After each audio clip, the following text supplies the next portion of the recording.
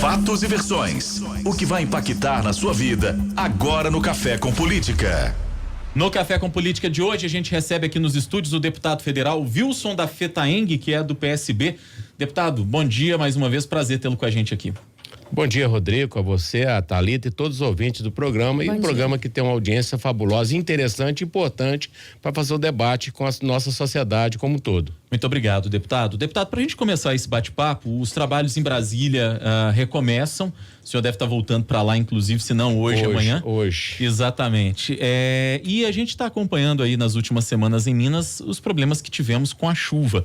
E o coordenador da bancada mineira lá em Brasília, o deputado Diego Andrade, esteve com a gente aqui na semana passada, afirmou que a bancada mineira em Brasília está se articulando para tentar com o governo federal, inclusive, a antecipação das emendas parlamentares, emendas de bancada também, para que os deputados federais, os 3 senadores de Minas, possam ajudar o Estado nesse trabalho de reconstrução, que é o que vai precisar ocorrer em algumas localidades mais afetadas pelos temporais. Eu pergunto para o senhor, em que pé está essa articulação e a bancada mineira está conseguindo se unir efetivamente em torno disso? Olha, a bancada mineira, né, nesse quesito das questões do nosso estado, ela tem uma unidade, com exceção de alguns deputados, de alguns parlamentares que não participam das nossas reuniões, mas a maioria tem participado em seja qual questão seja qual área for, e o nosso líder, o Diego Andrade, tem desempenhado esse papel com uma certa maestria. E aí, Rodrigo, eu quero dizer para você, eu estou deputado, que eu não é profissão, né? E eu passei o meu tempo agora viajando o estado todo, vendo as regiões, algumas regiões eu, de uma forma pessoal, eu acabei mandando ajuda, porque não dá para você ficar esperando, né? Então, o nosso intuito é que a bancada, com essa força, essa junção, a gente possa cobrar mais do governo federal e do governo do estado por essa tragédia que aconteceu em Minas Gerais com essas trombas d'água. Deputado, em relação à agricultura, o senhor é agricultor, faz parte da Comissão de Agricultura também, e na semana passada, inclusive, o ouvinte nos mandou uma mensagem para falar exatamente sobre isso, com essa chuva, porque quando a gente fala em chuva, as pessoas acham que a chuva só traz benefícios ao campo, mas muitas vezes também tem ali a destruição, faz com que o agricultor perca, né, tudo que ele plantou. Como que o senhor tem acompanhado essa questão? O senhor tem conversado com a categoria, tem pensado em ações para poder ajudar? Thalita, é uma outra questão. Eu sou agricultor familiar, né? Sou agricultor, sim. A gente tem, através das nossas associações, através do nosso sindicato, acompanhado aonde caiu essas trombas d'água, acabou com toda a lavoura, porque para nós na roça, a chuva ela é boa quando ela vem moderada, mas quando vem essas trombas d'água, do mesmo prejuízo que ela traz para um perímetro urbano, ela traz também para a nossa lavoura. Pois é, e nesse sentido, deputado, existe alguma perspectiva de ajudar os produtores? Você acha que é possível se buscar algo para esses produtores também que acabaram sendo prejudicados, sobretudo os agricultores familiares que produzem numa quantidade menor, que dependem muito daquela produção que tem ali? É possível buscar alguma ajuda?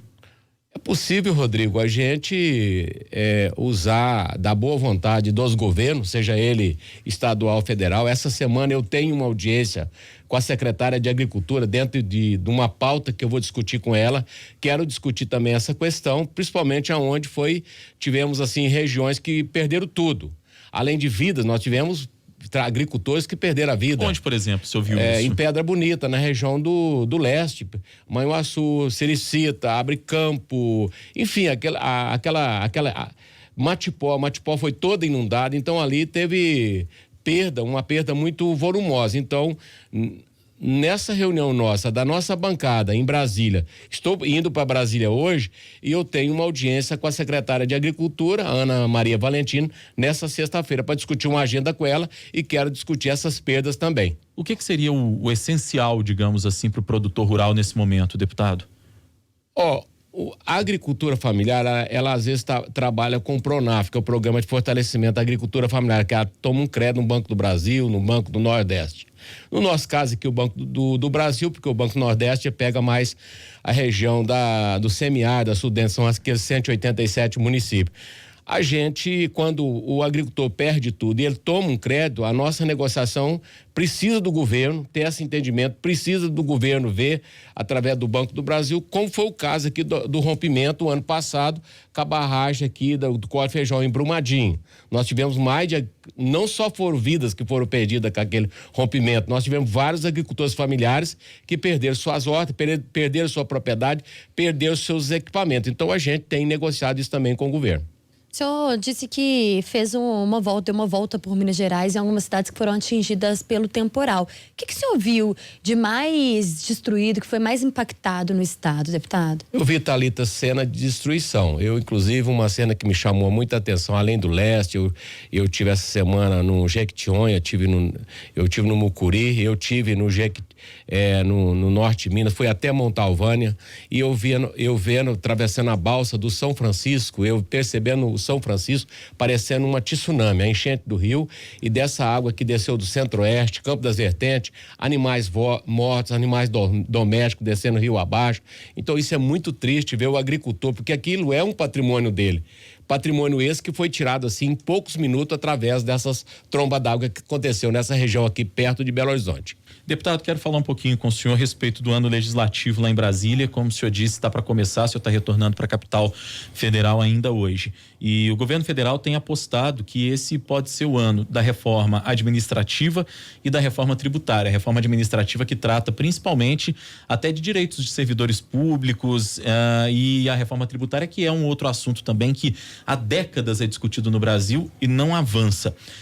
Enquanto membro do PSB, que hoje é um partido que encampa as fileiras de oposição ao governo, qual é a expectativa do senhor? O que o senhor espera de uma reforma tributária e o que o senhor espera de uma reforma administrativa? Olha, Rodrigo, eu espero que primeiro a gente tenha uma reforma justa. Não é justo que milionários ou bilionários nesse país não paguem imposto, né? O proprietário de uma moto, de um carrinho, tem que pagar o IPVA. E o proprietário de uma lancha, de um iate, de um jatinho não paga imposto. Então a gente precisa resolver isso. O Brasil não pode deixar essa diferença, essa desigualdade. Então a gente espera. Eu sou de um partido de oposição mais de centro-esquerda, o PSB, ele cumpre um papel. Aquilo que é bom para o país, nós votamos a favor. Nós não somos oposição por ser oposição. Agora, quando o governo vem com projetos, medidas antipáticas, que não é boa para a população, evidentemente que nós não vamos votar a favor. É meu caso, né? Eu sou um deputado, estou deputado federal agora, sou orgânico, sou um dirigente sindical, eu tenho que defender a minha categoria, defender o nosso povo, defender a saúde, defender a educação e, sobretudo, um país mais justo. Além da questão dos impostos, o que mais seria justo? Olha, o Brasil, eu diria, Thalita, veja bem, um país muito rico. O Brasil podia ser a superpotência do mundo, mas tem muita desigualdade, muita gente que não tem comida, muita gente não tem casa para morar. Isso não é justo. É possível, através da reforma, a gente consegue fazer isso. Né? Como o governo propôs a reforma da Previdência, que seria a tábua de salvação, a gente fala que não, né? Agora, tá aí o caso da mineradora. Vou citar isso aqui mais uma vez, porque nos atingiu, eu faço parte da CPI, e com tudo aquilo que aconteceu aqui em Brumadinho, aconteceu em Mariana, a Vale continuou tendo lucro. E segundo informações, um lucro o ano passado de 6 bilhões de reais. Já superou, né, deputado? Que já superou. Então o Brasil tem solução. Eu acho que o problema do Brasil é um problema de gestão. As pessoas que estão ali, no caso, eu estou lá no parlamento, quem está no Senado, pensar no outro, não pensar em si. Eu não estou ali para defender o meu interesse particular, eu estou ali para defender o povo, aquelas pessoas que precisam da gente. O poder é para ajudar, o poder não é para te promover. E quando a gente fala em reforma administrativa, deputado, uma das propostas que o governo deve encampar neste ano de 2020 é, por exemplo, a retirada daquele direito de estabilidade do servidor público, talvez não para aqueles que já ocupam os cargos, mas para os novos servidores que vão chegar. Tentando retirar esse direito à estabilidade, que é algo que acompanha o serviço público no Brasil, para aqueles que são os chamados estatutários. O senhor concorda com essa medida? Olha, Rodrigo, eu, claro que como rural eu defendo a minha categoria, mas eu tenho outras categorias que têm me pedido apoio. Semana passada eu recebi os policiais civis pedindo apoio ao nosso mandato. O professor tem pedido apoio, o bancário tem pedido apoio. Como eu defendo o mandato, não é para defender apenas uma categoria, e eu estou nesse mandato para defender um Brasil que dá certo, nesse quesito da estabilidade, tem muitas matérias, muitas votações, muitas orientações que a gente segue, orientação do partido.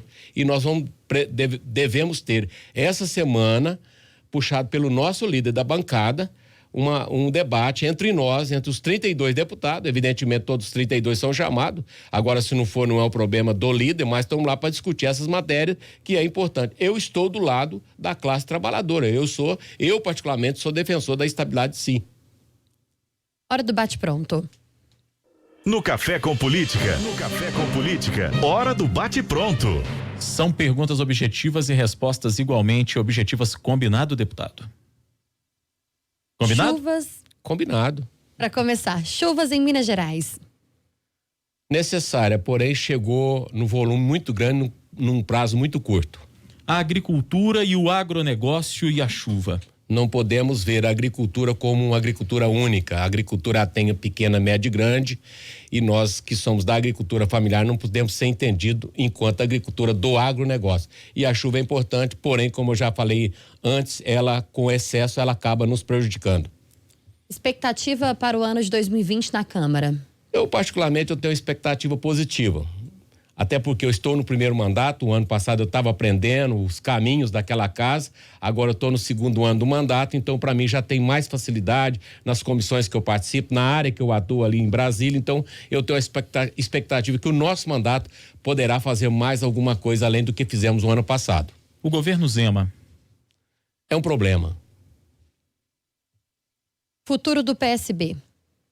O PSB é um partido de história, eu sou socialista há muitos anos, né? Carrego a bandeira Miguel Arraes e tantas pessoas, então a nossa luta é para que o PSB seja um partido que continue fazendo história no nosso país. E o governo Bolsonaro?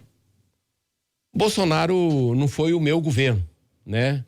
Mas é um governo de altos e baixos, né? Um governo que ele tem hora que ele não tem, abre a boca, quando ele abre a boca fala algumas abobrinhas, então é muito complicado você ter um presidente da República com esse comportamento. E aliás, os seus filhos, né, que o cercam ali, que tem hora que deixa ele numa situação delicada. Deputado federal Wilson da Fetaeng, ele que foi o nosso convidado de hoje, deputado pelo PSB. Muito obrigado pela entrevista do senhor. Eu agradeço a você, Thalita, a você, Rodrigo, todos os ouvintes da Super, sou assinante da Super, quando eu posso eu estou ouvindo, mas deixar o nosso abraço aí e deixar assim o nosso mandato à disposição como representante não só da minha categoria, da agricultura familiar, dos trabalhadores, de Minas Gerais, do Brasil, lá no Congresso Nacional. E que tenhamos um 2020 próximo com saúde, que a gente possa fazer mais. Obrigado pela entrevista e pela audiência também, deputado.